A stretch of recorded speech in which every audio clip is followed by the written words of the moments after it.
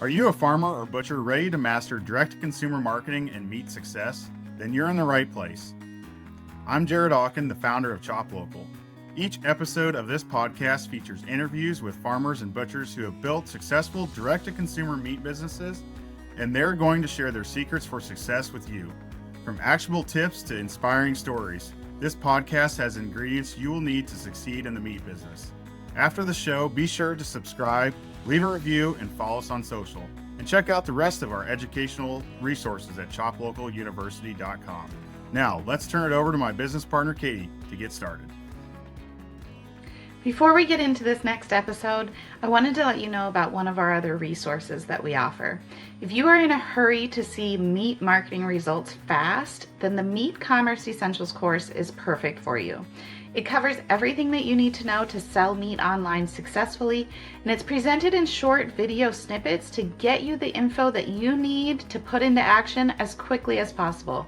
For a limited time, we're offering our podcast listeners $100 off the course using coupon code POD100. That's POD100. Just visit ChopLocalUniversity.com to find the course and be sure to enter POD100 at checkout. Hi, everyone, and welcome back to another episode of the Meat Success Podcast. I'm Katie Olthoff, the co-founder of ChopLocal and ChopLocal University, and I'm excited to be here today with another kind of expert in the field of marketing for small farms. Joined here today with Julia Bocchese from Homegrown Reach is the name of her kind of farm services agency.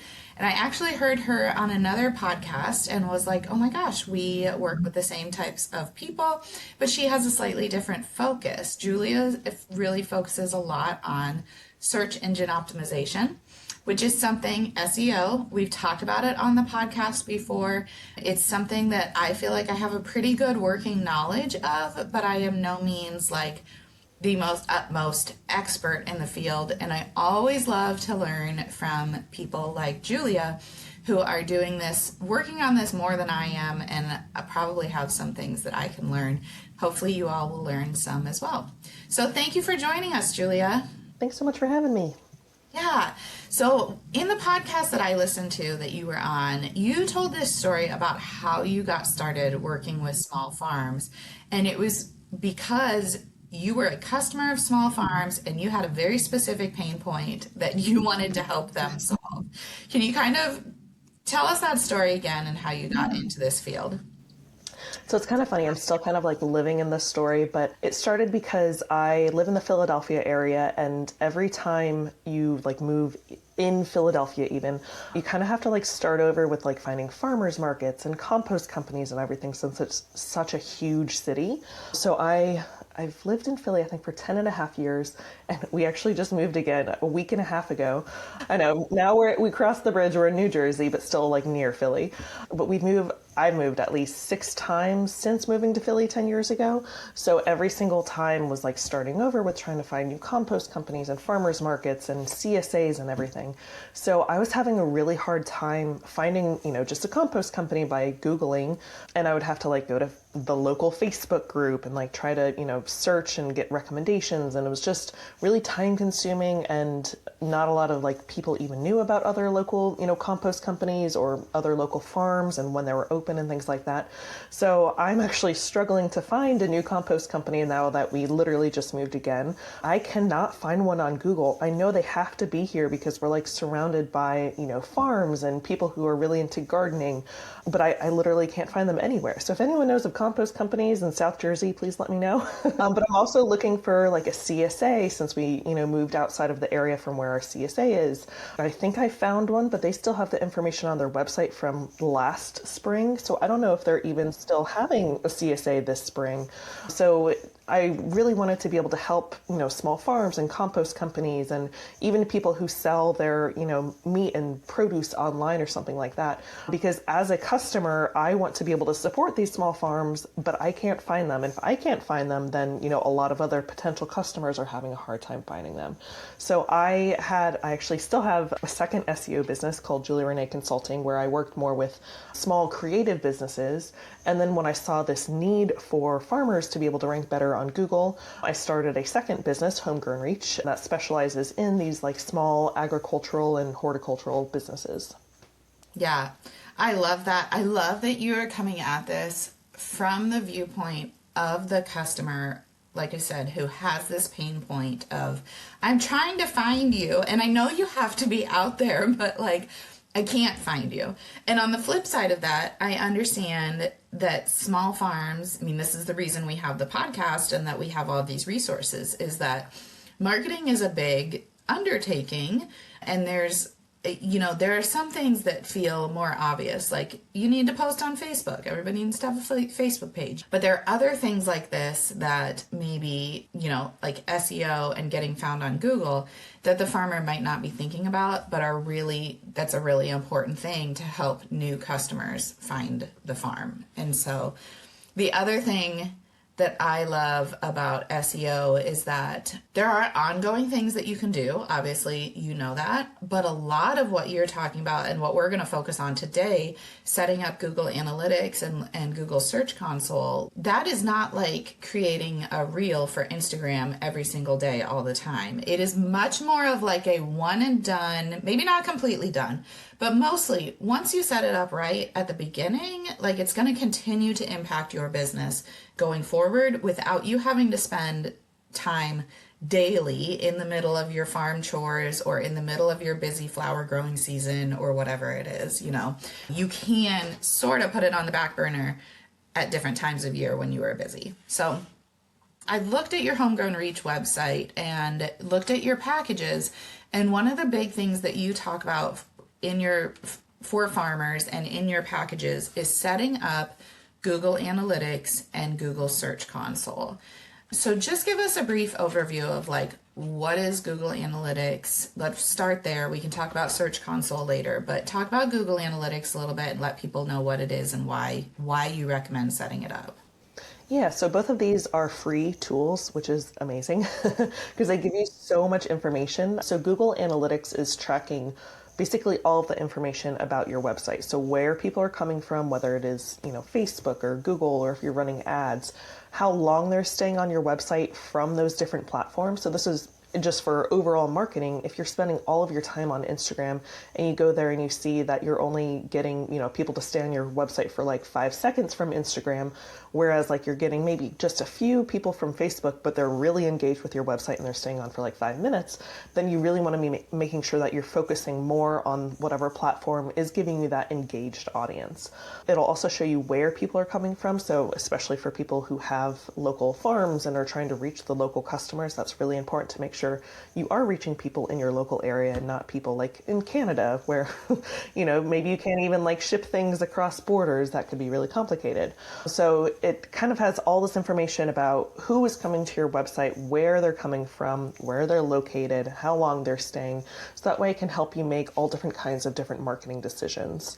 And then Google Search Console is really similar to Google Analytics. It's also free, but it's only tracking data specific to Google. So what keywords you're ranking for on Google, how much traffic you're getting for those keywords. You can also see like your trends over time to see if there are any keywords that you're ranking for but not getting any traffic for.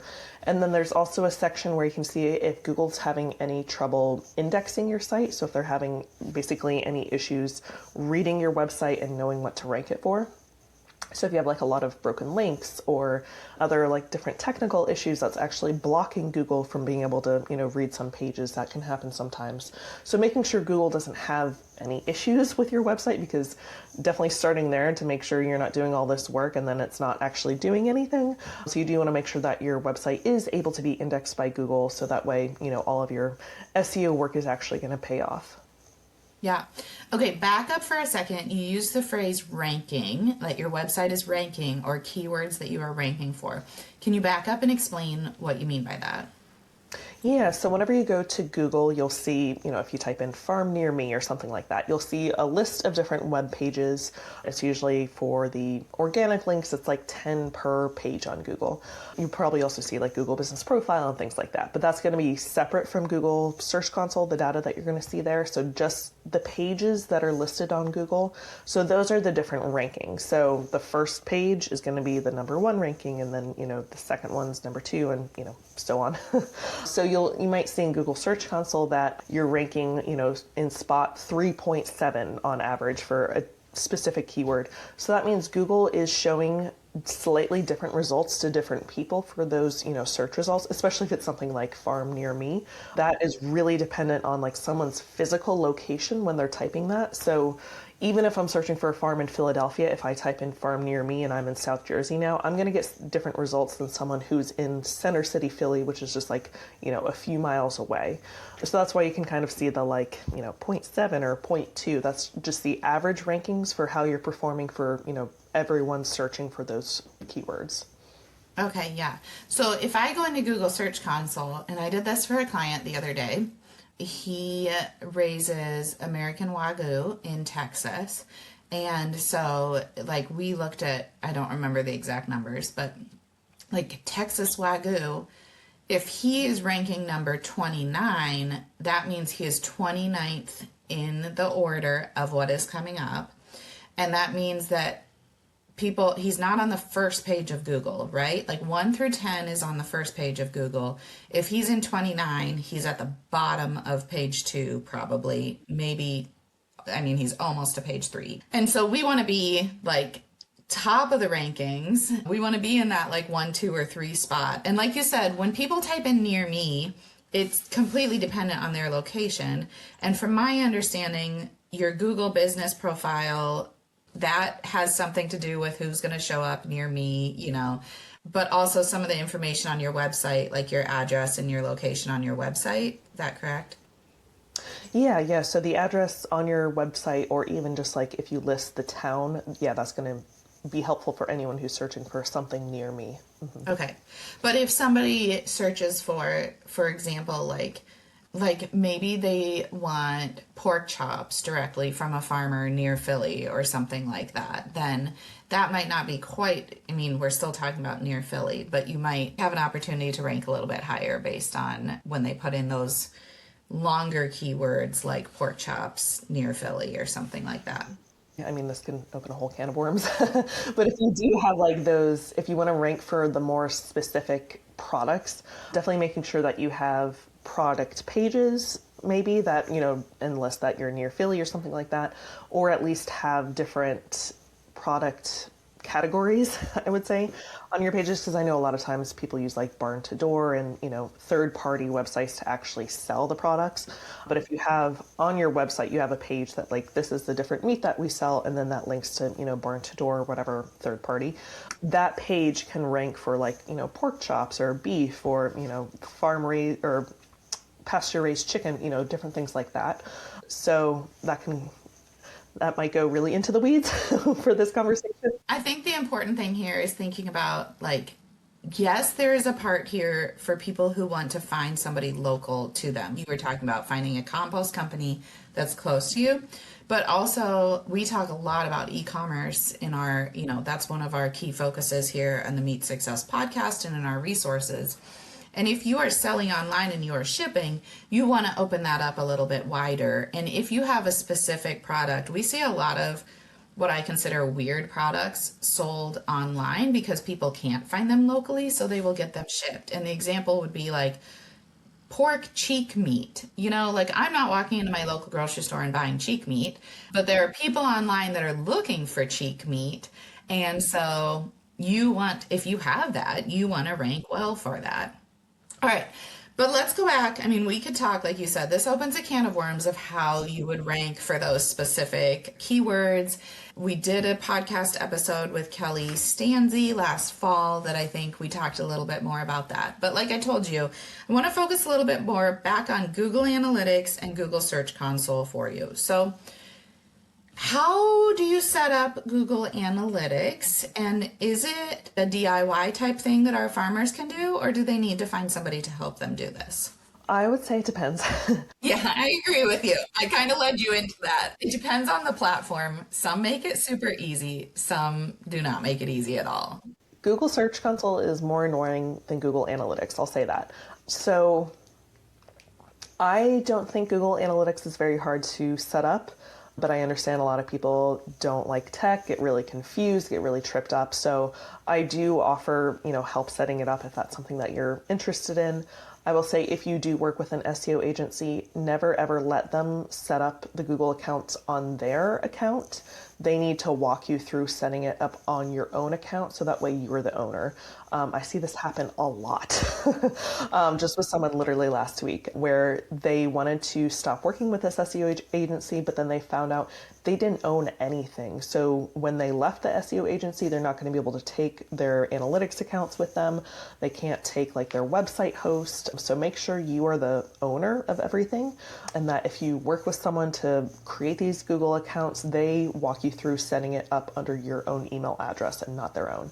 So Google Analytics is a little bit easier if you are a little tech savvy. You don't have to be like crazy tech savvy, but basically you'll go to Google Analytics. It's analytics.google.com.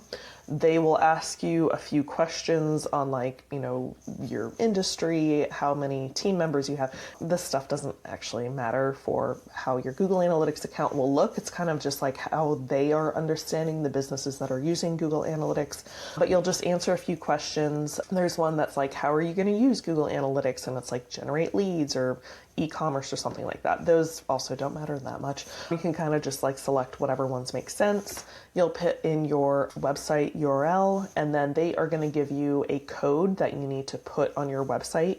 Depending on whatever website platform that you're using, you can literally just Google connect Squarespace to Google Analytics, because everyone has a different place where you can put the code in. And then like WordPress, you might have to add a plugin for it, but there are lots of free plugins. So, you don't have to pay for it or anything like that. But basically you will add this snippet of code or, tracking to your website, and that way Google Analytics can be connected to your website and start tracking the information. So one thing to note about Google Analytics is that it's only going to start tracking this information as soon as you set it up. It's not going to give you any information prior to whatever day you set it up. So if you set it up on Monday, you're not going to see any data from how your website performed on Sunday. So I definitely recommend getting it set up. Even if you don't want to look at it right away, just start collecting data in the background so you don't have to worry about it. I totally agree with you. And this goes to what you just said about people who, if an agency sets it up under their account and you decide to part ways, you lose all of that data, which to you might not be that important. But I do a lot of ads management for clients now. And this is one of the first things that I have to make sure that they have set up is Google Analytics, because if they don't, it would not be responsible for me to run ads without being able to see the data, right? But also if they've had Google Analytics set up and maybe they've been in business for a few years, but they've never run ads, that historical data helps guide me to show me what we should be doing for ads, and also helps me measure progress and success. I can measure them, of course, against the benchmarks that I've seen working with other clients, and I can measure it, based on some industry benchmarks, but it's so much more valuable to be able to see their data and say, are we getting better, right? Is this, if we are running meta ads, are we seeing an increase in traffic, and are we, that sort of thing. So getting it set up early and getting it set up right, like you said, even if they're never looking at it, is definitely helpful. Even if they don't want to run ads, if they're doing email marketing and we want to see how effective the email marketing is, or if they are using multiple social media platforms and we want to, if you ever think that there's going to be a time that you need to improve your marketing, which guess what, is probably everybody listening, Google Analytics is a key in there. So what do you recommend after it's set up? You mentioned a little bit about looking at the platforms and where people are coming from, especially social media wise. You also mentioned you can look at how much time they're spending on your website, so that engagement. Are there other things that you recommend people be looking at either regularly or kind of paying attention to in Google Analytics? Yeah, so I'm going to go off on a quick tangent real quick, just because you mentioned social media. That made me think of something.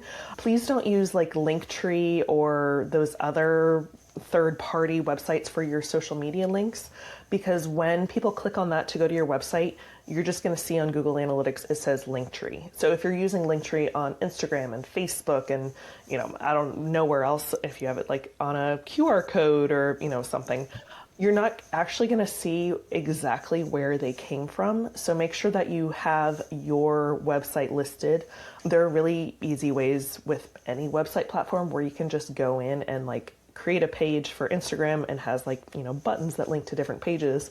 Or even on Instagram now, you can add more than one link in your profile. So if you want to add like a link that goes to your homepage and one that goes to your CSA page or your products page, something like that. But please don't use Linktree. Also, Linktree like broke last year. And then so all these people didn't get their, traffic from social media because no one could actually go to their website.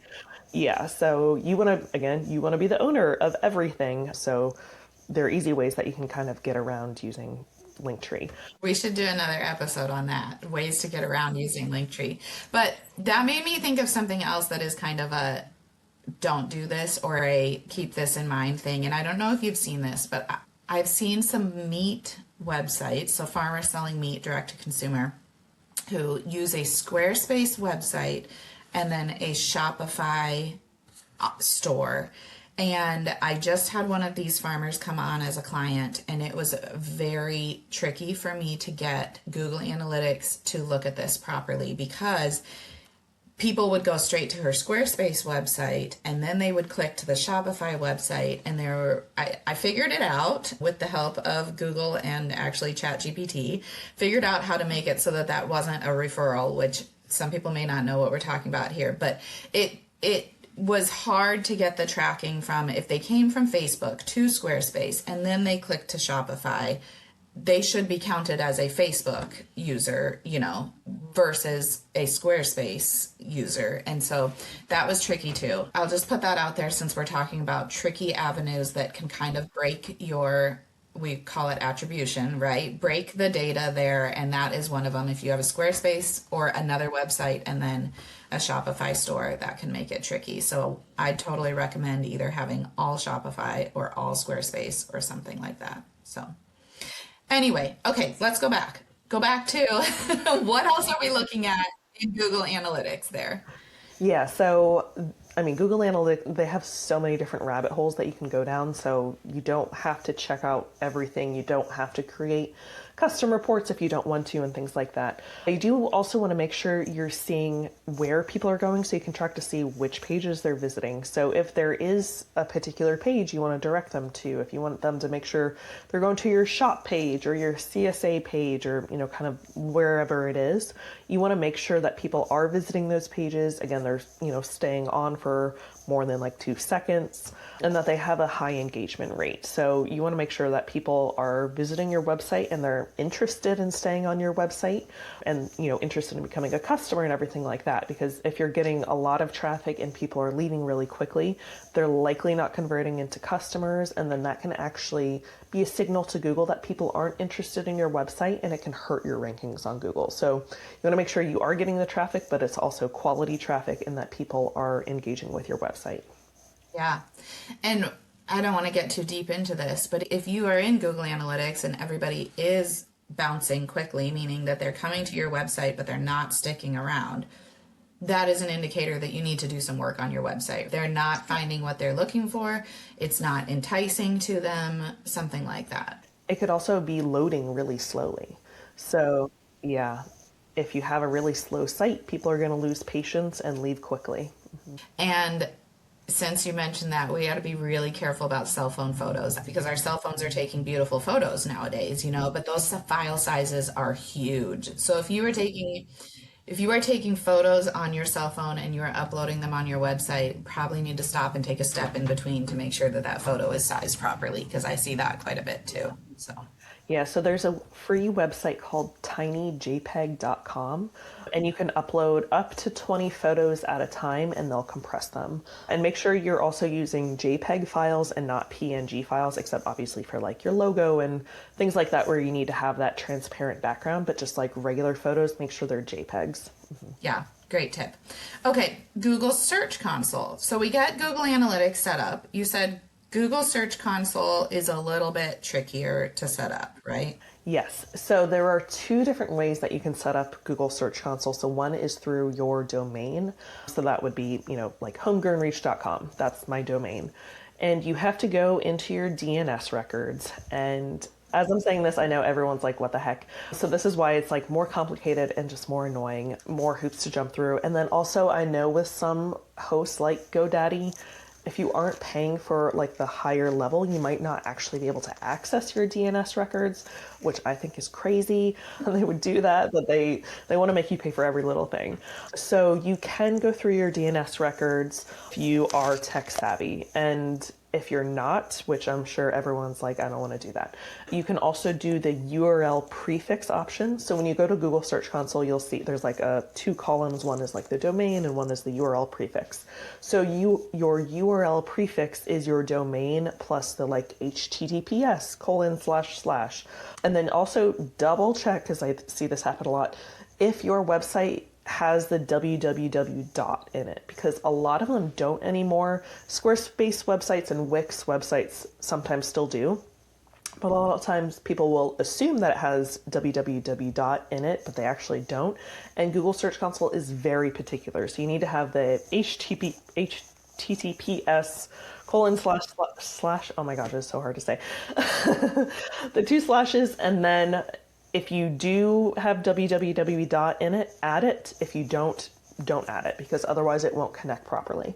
So if you already have Google Analytics set up, it should connect automatically if you do the URL prefix option.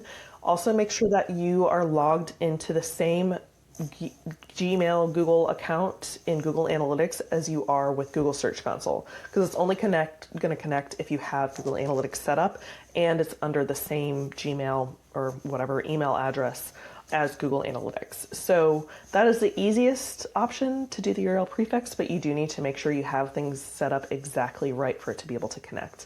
Sometimes it'll be annoying and say that it won't connect through Google Analytics, so you can just get a little snippet of code. It's the HTML code option, I think.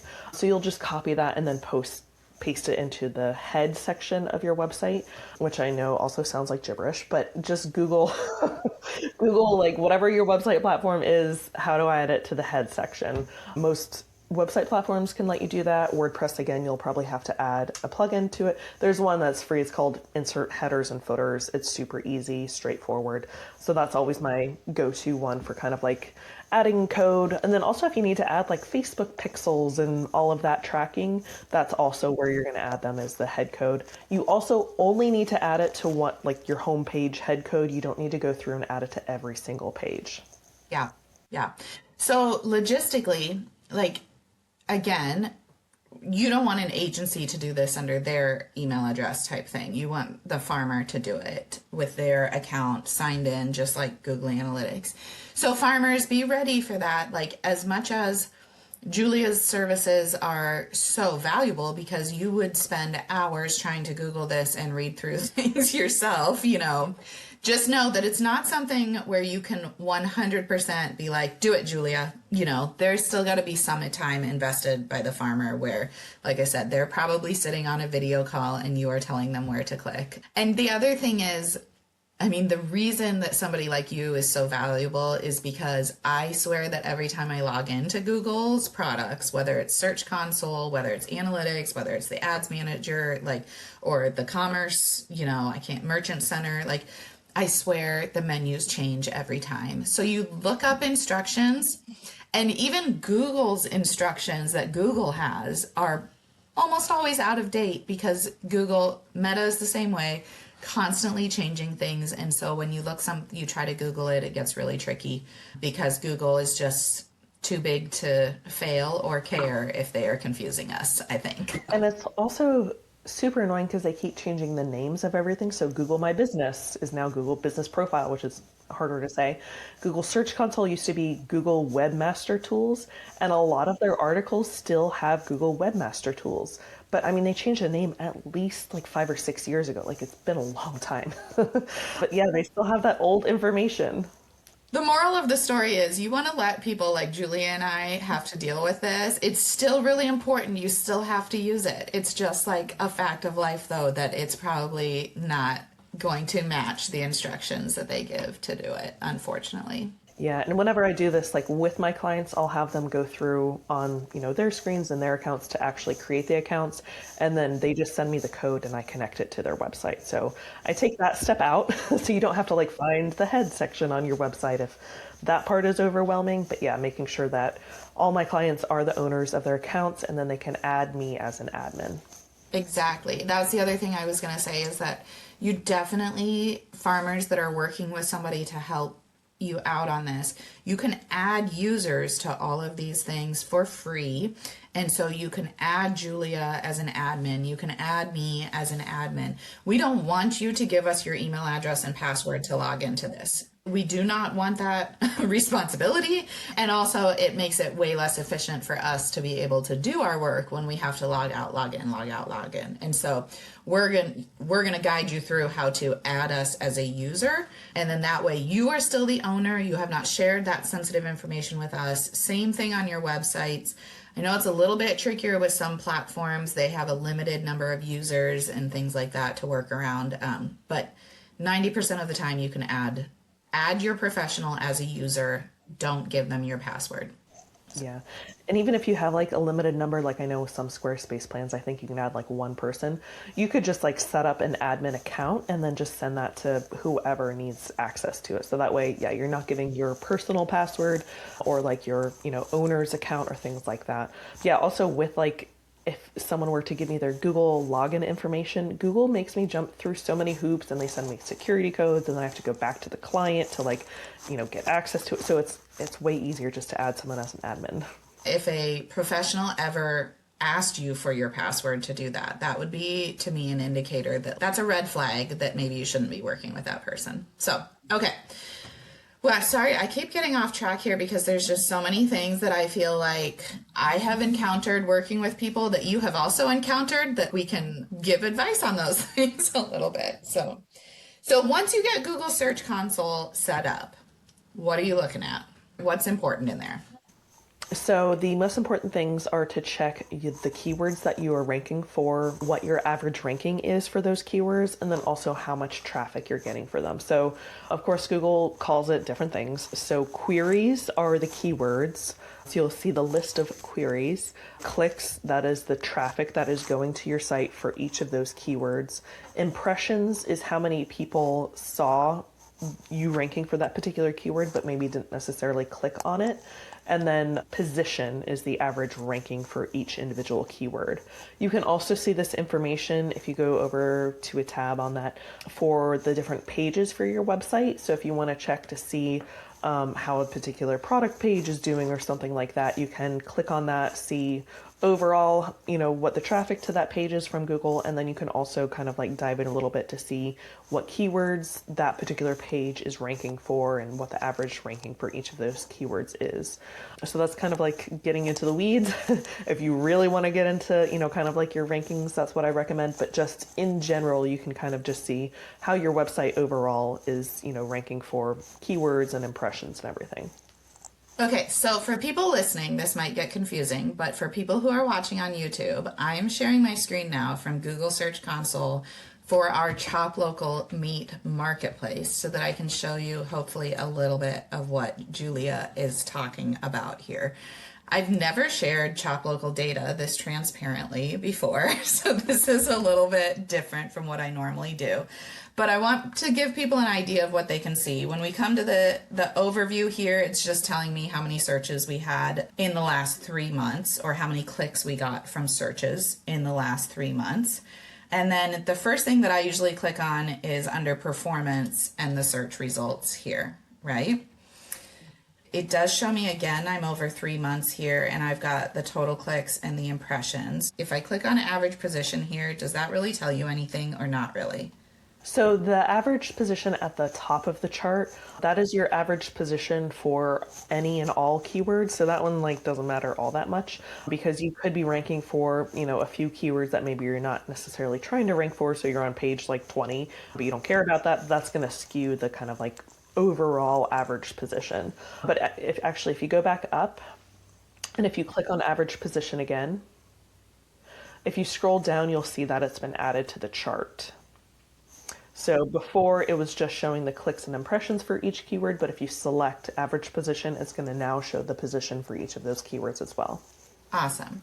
So let's look at beef bacon near me. We had 35,000 impressions. Beef bacon, I would say, is one of those products that like you probably can't find it in the grocery store, but it is something that a lot of small meat processors will do, is beef bacon. 35,000 impressions, which is a lot. If I click on click-through rate, though, that is pretty low. We showed up in position 5.9, so position 6 on average, but our click-through rate is pretty low there. But if I click on this term, then I can see some trends over time. For some reason, we had an increase in clicks in early to mid-January, and then it slowed down again. And if I went here from 3 months to maybe we can go all the way up to 16 months, we can definitely start to see trends, different times of the year maybe, and different things that might have influenced where we're at position-wise and things like that. Is this what you normally look at? One thing I forgot to mention for both Google Analytics and Google Search Console is, you can adjust the date range, and then you can also compare, so that way you can see, the previous month to this month side by side, or last year, this year. So you can definitely play around with the date range, especially if you have a business that's seasonal. So if January's really slow, you don't really need to care about it quite as much. But if you want to make sure that, your website is performing in May better than it was last May, you can also do that there. And I also just changed the chart. Instead of showing us daily data, it's showing us now monthly data, so it's aggregating it together. And we can see that beef bacon has gone up and down over time, but generally I would say we're in a good trajectory here towards the end. As I scroll down here, it shows me which pages that people are landing on. So we have a category page that is beef bacon. If I click on, let me see if I can open that up and still share it with you. Yep, this is our category page for beef bacon. So it's showing everybody that has beef bacon that's selling it on ChopLocal here. And then we also have some specific farm or butcher shop pages that are ranking for beef bacon or are getting clicks for beef bacon also here. So I think it's interesting. I like to come in here, and sometimes if I go back and we start scrolling through, here we're back to all of them. I typically look at the clicks. What are the searches that are getting us the most clicks on ChopLocal? Local farms near me, local butcher near me, and then some of our popular vendors that are selling on ChopLocal, as well as things, how to buy cow meat, which I always joke about because we as farmers would never call it cow meat, but this is the term that consumers use. And so that is something that we actually have a blog post about. If I clicked in here and we look at the pages, there is a blog post called Buying Half a Cow. And the reason that that is there is because people are searching for cow meat. So, okay. Anything else that you want me to click on or show people while we're in here or talk about while we're in here? Yeah, so one thing I was going to talk about a little bit was back to having really high impressions and not as many clicks. So one thing that could be impacting that is the page's title tag and meta description. So especially if it's kind of like a category page or a tag page that may not be kind of like front of mind to, be optimizing. So your website might automatically just have like beef category as, kind of the title tag for that page. So making sure that you are going through and optimizing the title tags and meta descriptions, even for like these category pages, if they are like performing really well. So that way it can help increase the traffic if people know exactly, what they're going to get when they visit that page, because of Google's just kind of like filling things out, or if your website platform has filled things out for you, it might not be optimized the best, especially for those pages, like categories, tags, everything that you don't really like think about optimizing quite as much. So seeing if you can optimize the title tag and meta description, that might increase the traffic and better match the number of impressions. Gotcha. I wish that there was a way, and I don't think that there is, but for this beef bacon page, when people type in beef bacon into search, they could be wanting to buy beef bacon, which that's who we want. We want the people who want to buy it.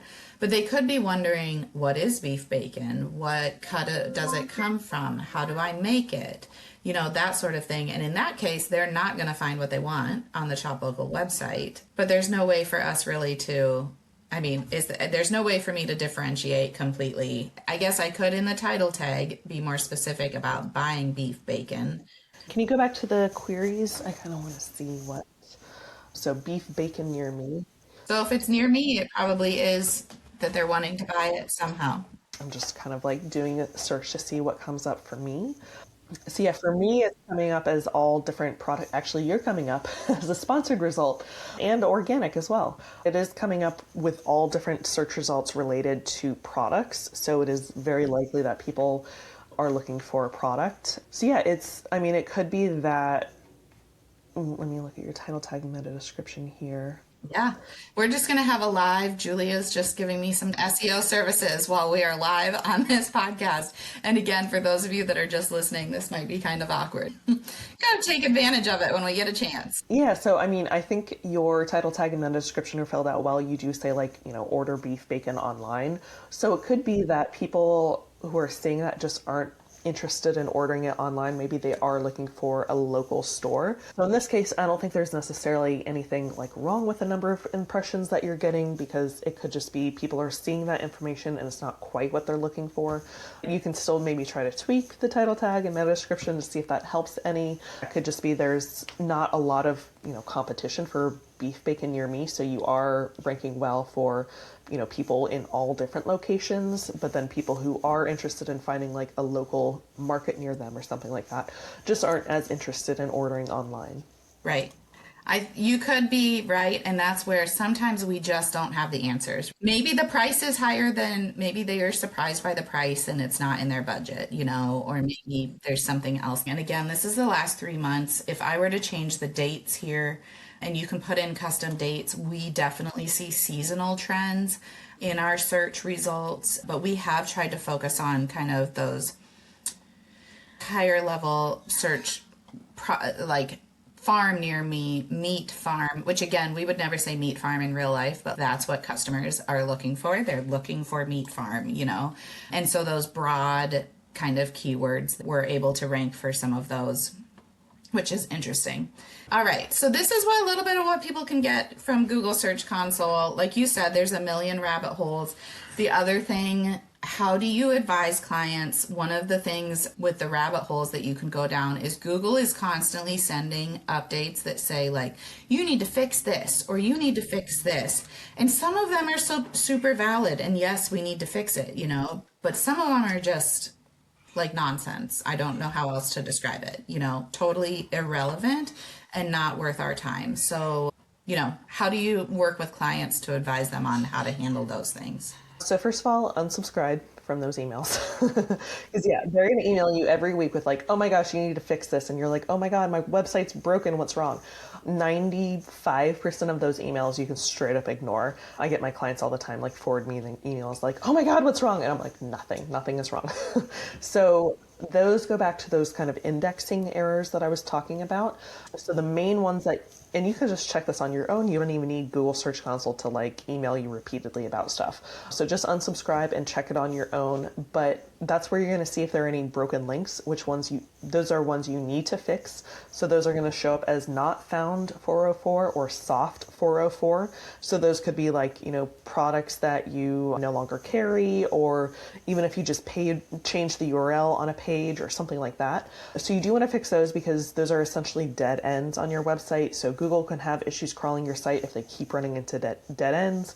If a customer lands on a dead end page, then they might leave because they can't get back to where they want to go or something like that. So set up what's called a redirect, a 301 redirect. Most website platforms have this built in. WordPress, you do need to add a plugin. Redirection is easy to use and it's free, so that's the one I always use. But that will just redirect. So if you have a broken, product link, you can redirect it to a similar product, or even just the category page if you're not sure if you're going to have a similar product. And then the other one that you want to check is the no index page. So these are ones, they are not always errors. This one's a little tricky. So it says no index. So this means that there is some code on the back end of your page that is blocking Google from being able to see that page. That sounds really scary. But if you have a cart page, Google doesn't need to see that.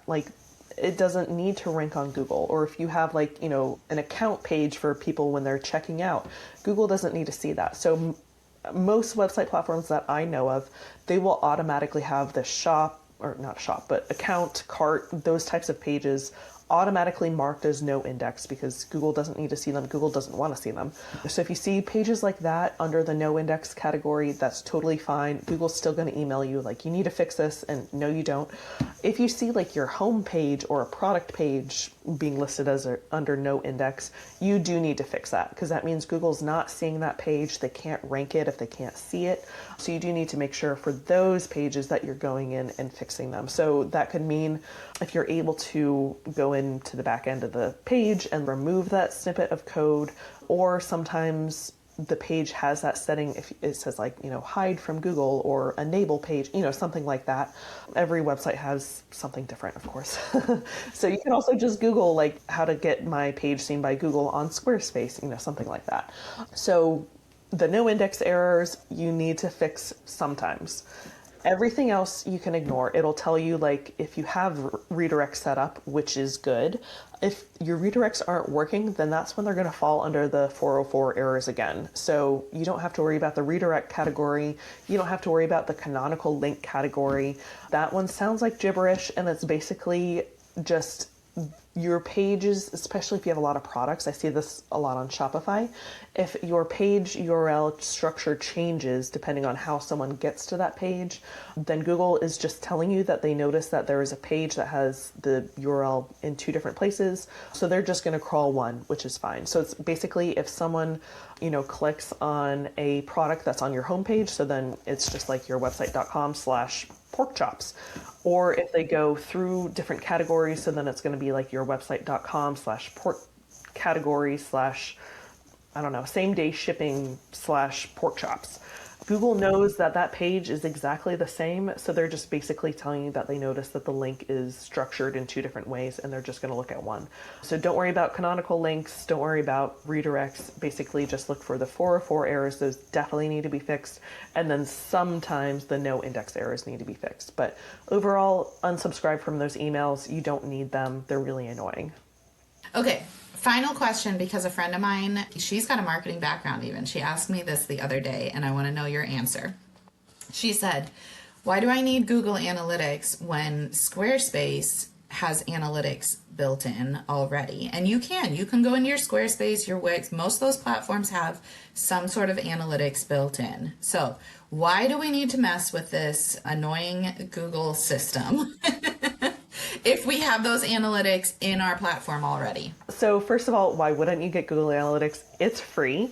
Second of all, if you ever switch from Squarespace, you're losing all of those analytics automatically. So if you ever want to go to Shopify or something like that, you are starting over from scratch. You have no more data for your website. If you have Google Analytics, you can just move that code to wherever your website is, being hosted next. You don't lose any of that data. You're not starting over from scratch. Again, you own it. Like Squarespace Analytics, they own their analytics, but your Google Analytics account, you own that. Google Analytics also gives you way more data. I don't even think you can compare dates on Squarespace. I think you can just like set the dates for like the last 30 days or the last like 6 months, but you can't compare information. So if you want to look how your site is performing from, this May to previous May, you can't do that in Squarespace Analytics. I don't even know if you can go back that far for like a year. You also get, again, way more information. You can see how people are engaging with your website a lot more. I think Squarespace, they kind of give you in general, this is how long people are staying on your website. They don't give you that information for each source, so each different place that people are coming from. So they're not telling you how long people are staying on your website if they come from Facebook, what their engagement rate is, all of that information. Also with Google Analytics, you can set up what's called UTM tracking codes. I definitely recommend this if you have an email list, because Google Analytics for some reason doesn't really sort through links from emails very well.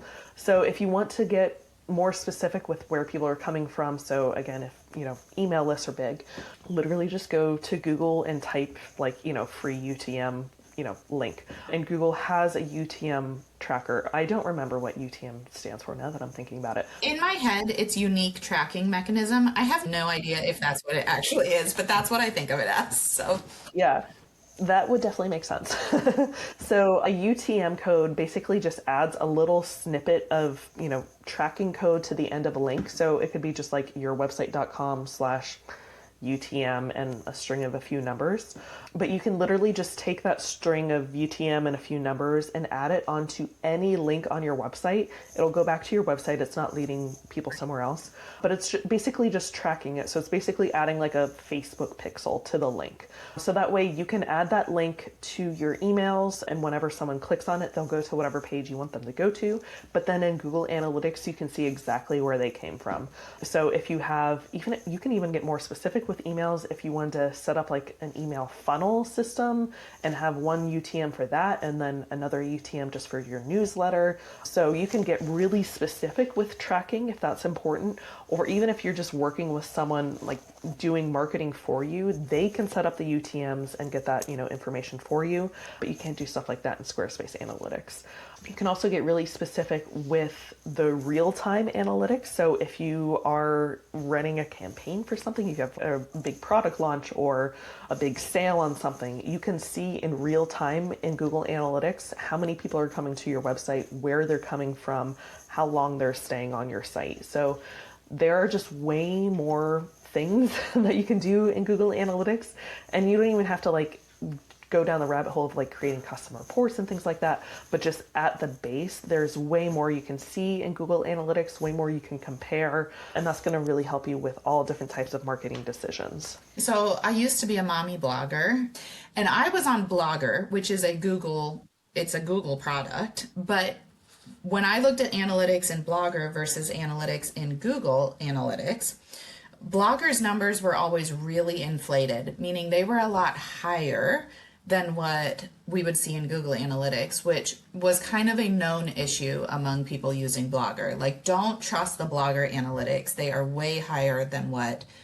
Google Analytics is. So I don't know that that's true about Squarespace or Wix or other platforms, but I guess I've always also felt like Google Analytics is the be-all, end-all for the most accurate data that we have, whereas these other platforms might be, it might not be as accurate, I guess. Mm-hmm. Yeah, and Google will also, they're not the best, they do improve, but they do try to kind of weed out the bot traffic that you might get to your website. So if you're getting thousands of visits and people are only staying on your site for half a second, Google knows that's bot traffic. So they do try to sort that out so you're not seeing it. Sometimes you will still kind of see it, and then they'll, figure it out after a month and then, block that IP or, something like that. So I don't know for sure, but I don't know that Squarespace or other website platforms are able to kind of weed out that bot traffic. So that could be why some of the numbers are more inflated if they're, kind of tracking every single visit, even if it's not a real person. Google Analytics is a lot more accurate with, who's coming to your website, how many people, how long they're staying, and everything like that. This has been fascinating, but I don't want to take any more of your time. I feel like you and I could probably just sit and chat about this forever. Bottom line for our farmers listening is we want people to find you online, right? We want people like Julia who are looking for you to find you online. We also want you to use these free tools like Google Analytics and Google Search Console to help you find ways to improve your marketing. Or if you're ever going to work with a professional, these are things that we are going to do. And just like we did with Julia on the call, where we started to diagnose, why does this have, you're ranking really well for beef bacon near me, you're getting some clicks, here's where they're going, but there's a low click-through rate. Is there something we need to fix? And in this case, in the 3-5 minutes that we looked at it, we didn't find anything super obvious that we needed to fix. But this is the type of process that we can go through on a farmer's website if they have these things set up, right? If you don't have these things set up and you want help with your marketing, we don't necessarily know where to start or where our time is best focused. So get these things set up so that we can look at this.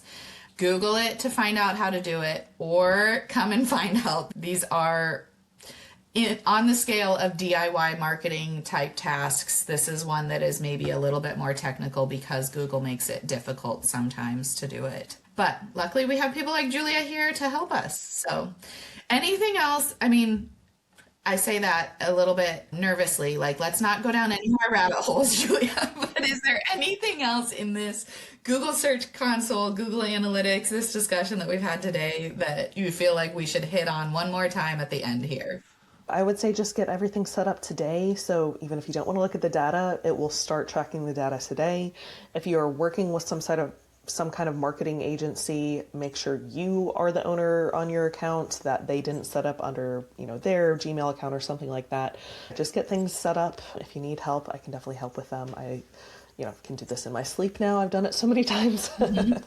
Awesome. So find Julia at homegrownreach.com. Any other places you want to send people social media or anything like that? Yes, you can find me on Instagram at homegrownreach, or you can just email me directly, julia@homegrownreach.com. Awesome. This has been a great discussion, Julia. I'm glad that we connected and you have some good insights, kind of a different angle to take on SEO for our farmers. Yeah, thanks for having me. Thanks so much for tuning in to Meat Success. We hope this episode gave you fresh insights and inspiration to beef up your meat marketing. If you enjoyed the show, don't forget to subscribe, leave a review, follow us on social, and share with your fellow farmers and butchers. Have questions or ideas for future podcasts? Reach out to ChopLocalUniversity.com. Until next time, remember, there's more than one recipe for meat success.